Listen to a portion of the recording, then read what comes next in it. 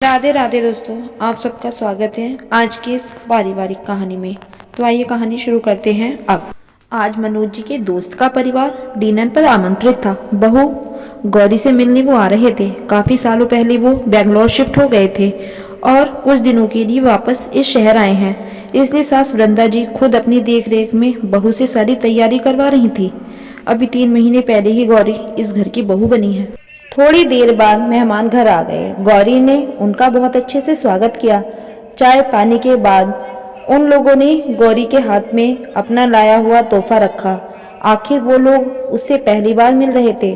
तोहफा बहुत ही सुंदर तरीके से पैक किया हुआ था।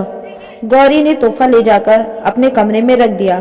कुछ देर बातचीत करने के बाद सबने खाना खाया। उन लोगों ने भी गौरी के बनाए हुए खाने की दिल खोलकर तारीफ की। थोड़ी देर बाद वो लोग घर से रवाना हो गए। उनके जाने के बाद गौरी रसोई की साफ सफाई करने चली गई। साफ सफाई कर जब कमरे में गई तो नितिन अभी जगा हुआ था। गौरी को देखते ही उसने पूछा, क्या तुम भी काम में लगी हुई हो? थोड़ा वक्त मेरे लिए भी निकाल लो। उसकी बात सुनकर गौरी मुस्कुराते हुए बोली, जी जनाब, जरूर। भला आपके लिए वक्त नहीं निकालेंगे तो किसके लिए निकालेंगे? उसकी बात सुनकर नितिन हंस दिया और फिर बोला, लाओ भाई, अंकल आंटी का क्या गिफ्ट देकर गए हैं नई नवेली बहू को, हम भी देखें। पैकिंग तो बड़ी सुंदर है। हाँ, मुझे भी उसे देखना है। वाकई पैकिंग तो बहुत सुंदर लग रही है। उसी समय खोलने का मन कर रहा था, पर फिर सोचा कि सब लोग क्या सोचेंगे, कैसी बेसब्री बहू है। कहते कहते गौरी गिफ्ट उठाकर ले आई। फटाफट गिफ्ट को खोलकर देखा तो उसमें एक बहुत ही सुंदर सा नेकलेस था। उसे देखते ही गौरी खुश हो गई। उसे हाथों में लेकर अपने गले पर लगाते हुए बोली, देखो कितना सुंदर लग रहा है ना। वाकई अंकल आंटी बहुत अच्छा तोहफा देकर गए हैं, मुझे तो बहुत पसंद आया। उसे खुश देखकर नितिन ने कहा, सचमुच अंकल आंटी की चॉइस बहुत अच्छी है। नेकलेस बहुत सुंदर है। इसे तो मैं 10 दिन बाद मेरे चचेरे भाई की शादी में पहनूंगी। सचमुच मेरे कजिन्स देखते ही रह जाएंगी। गौरी नेकलेस को देखते हुए बोली, हाँ हाँ मैडम, पहन लेना। फिलहाल तो सो जाओ, रात काफी हो चुकी है, नितिन ने कहा। तो गौरी ने गिफ्ट अलमारी में रख दिया और आकर सो गई। दूसरे दिन सुबह मनोज जी और नितिन अपना नाश्ता वगैरह करके अपने अपने ऑफिस रवाना हो गए। इधर गौरी भी अपना काम खत्म कर अपने कमरे में आ गई। इतने में वृंदा जी उसके कमरे में आ गईं और आते ही बोली, अरे बहू, तुमने बताया नहीं कि कल अंकल आंटी तुम्हें क्या गिफ्ट देकर गए हैं। उन्हें देखते ही गौरी बोली, हाँ मम्मी जी, बैठिए ना, मैं आपको अभी गिफ्ट दिखाती हूँ। ये कहते हुए गौरी अलमारी खोलने लगी और अलमारी में से गिफ्ट निकालकर बाहर ले आई और उसे वृंदा जी को दिखाते हुए बोली, देखिए तो मम्मी जी, अंकल आंटी मुझे कितना सुंदर गिफ्ट देकर गए हैं। कितना प्यारा नेकलेस है। इसे तो मैं 10 दिन बाद अपने कजिन्स की शादी में पहनूंगी। वृंदा जी ने हाथ में नेकलेस लेकर उसे आगे पीछे ऊपर नीचे घुमा फिराकर अच्छी तरह से देखा और फिर बोली, इसे वापस इस बॉक्स में ही रख दो। उनके कहे अनुसार गौरी ने नेकलेस वापस बॉक्स में रख दिया और अलमारी में बॉक्स रखने के लिए लेकर जाने लगी। तो वृंदा जी बोली, अरे अरे, इसे कहाँ लेकर जा रही हो? इसे तो मैं अपने कमरे में लेकर जा रही हूँ। उनकी बात सुनकर गौरी हैरानी से उनकी तरफ देखने लगी। ये यूं ही हैरानी से खड़ा देखकर वृंदा जी बोली, अरे ऐसी क्या शक्ल देख रही है? तुझे इतना भी नहीं पता कि मुंह दिखाई में आए हुए शगुन के पैसे और गिफ्ट पर ससुराल वालों का हक होता है।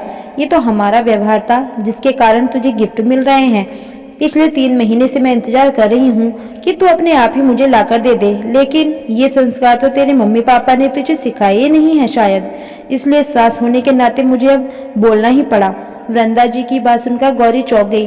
उसके हाथ से नेकलेस लेते हुए वृंदा जी ने एक पर्ची गौरी के हाथ में थमा दी और कहने लगी, ये पिछले 3 महीने में तेरे पास हमारी रिश्तेदारी और व्यवहार की तरफ से आए हुए शगुन के पैसे और गिफ्ट की पर्ची है। मैंने सब कुछ लिखकर रख दिया है ताकि मुझे याद रहे। अब तू ये तोहफे निकालकर मेरे कमरे में ला दे। मैं अपने कमरे में जा रही हूँ। यह कहकर वृंदा जी गौरी के कमरे में से निकल गईं और अपने कमरे में चली गईं। गौरी काफी देर तक वैसे ही खड़ी उस पर्ची को देखती रही और मन ही मन सोचने लगी, हे भगवान, ऐसी भी सास होती है भला। लेकिन बात स्वाभिमान की थी। अब आगे होकर खुद वृंदा जी ने ही गिफ्ट मांग लिए तो भला गौरी कैसे मना करती। इसलिए उसने पर्ची को खोलकर देखा। जो जो गिफ्ट उसमें लिखे हुए थे वो सारे गिफ्ट्स उसने इकट्ठे किए। शगुन के पैसे भी कुल मिलाकर के 5,251 रुपए थे। पर उसके पास अभी इतने पैसे थे नहीं, इसलिए जो पैसे थे उन्हें इकट्ठा किए और एक बैग में रख लिया। 3,000 रुपए के लगभग उसके पास निकले। अब बाकी के पैसे उसने नितिन की अलमारी से निकाले और उन पैसों में मिलाकर सारे गिफ्ट्स के साथ वो पैसे लेकर वृंदा जी के कमरे में चली गई। वो सारा सामान उनके पलंग पर रखते हुए बोली, मम्मी जी ये सारे गिफ्ट्स और शगुन के पैसे एक बार आप चेक कर लीजिए। उसकी बात सुनकर वृंदा जी ने उस बैग को अपने पलंग पर खाली किया और वो पर्ची गौरी से ले ली। फिर एक एक करके सामान का मिलान अपनी पर्ची के साथ करने लगी। एक एक सामान को उठाकर ढंग से चेक कर रही थी कि कहीं कोई टूट तो नहीं गया। जब तक वो सामान का मिलान करती रही तब तक गौरी वहीं खड़ी रही। आखिर सारे सामान का मिलान हो जाने के बाद वृंदा जी बोली, ठीक है बहू, सारा सामान इसमें है, अब मैं इसे रख दूंगी, तू जा। उनकी बात सुनकर गौरी वहां से निकल गई और अपने कमरे में आ गई।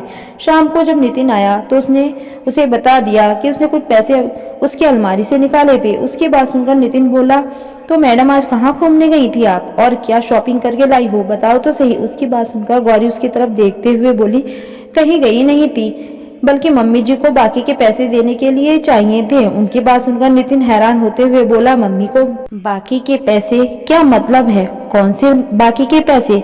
वही जो शादी के बाद आप लोगों के रिश्तेदार और दोस्त मुंह दिखाई में देकर गए थे मुझे, गौरी ने जवाब दिया। तो नितिन अपना सिर खुजलाते हुए बोला, मुझे अभी भी समझ में नहीं आया कि तुम क्या कह रही हो। तब गौरी ने बोली, मम्मी जी के अनुसार शादी के बाद आपके परिवार, रिश्तेदार, दोस्तों की तरफ से कोई भी तोहफा जो मुझे मिला है उस पर ससुराल वालों का हक है, क्योंकि वो सब उनके व्यवहार के कारण मिले थे।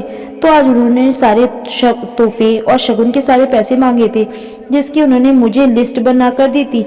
तो उसी में कुछ पैसे कम पड़ गए थे, इसलिए आपकी अलमारी में से निकालकर उसमें मिलाकर दे दिए। अब आपको भी आपके बचे हुए पैसे चाहिए तो मेरे मायके से जब मुझे विदाई मिलेगी तो उसमें से दे दूंगी। गौरी ने चुपचाप कहा और अपने काम में लग गई। सुनकर नितिन को बड़ी हैरानी हुई। उसने गौरी से कुछ नहीं कहा, पर उसने अपनी मम्मी के कमरे में जाकर उनसे बात की तो वृंदा जी ने इस बात पर सहमति जताई। अरे तुझे इस बारे में कुछ भी नहीं पता, इसलिए तू बीच में मत बोल। बहू को सारे तोहफे और शगुन हमारे व्यवहार के कारण ही तो मिले थे। मैं लोगों के घर दे देकर बैठी हूँ, तभी तो उन लोगों ने लौटाया है, इसलिए उन पर सब पर अब हमारा अधिकार है। उनकी बात सुनकर नितिन बोला, चलो माना, पैसे तो आप इस्तेमाल कर लोगी, पर आप इन तोहफों का क्या करोगी भला? ये तो गौरी के लिए आए हैं, क्यों मैं इस्तेमाल नहीं कर सकती इन चीजों को? मैं भी तो एक औरत ही हूँ। नेकलेस, बैग, ये साड़ियाँ तो मैं भी इस्तेमाल कर सकती हूँ, वृंदा जी ने कहा। उसके आगे नितिन कुछ नहीं बोला और कमरे में आ गया।